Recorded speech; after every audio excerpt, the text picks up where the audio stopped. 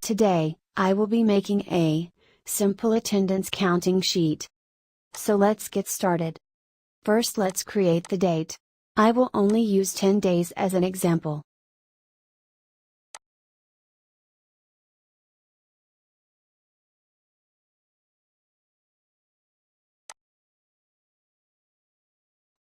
To count the number of days an employee present, we will use COUNTIF function by setting P as present and all the other words as absent. The same applies to absent, we will only change the condition to not equal to P.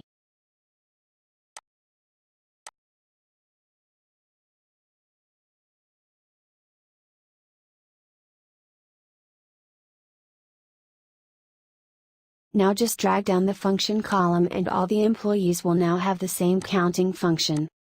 Let's try out the function and see if it works.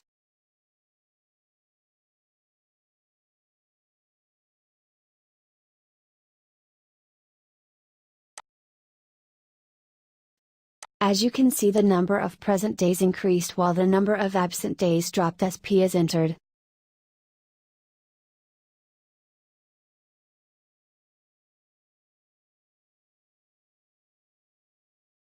That's all for this video.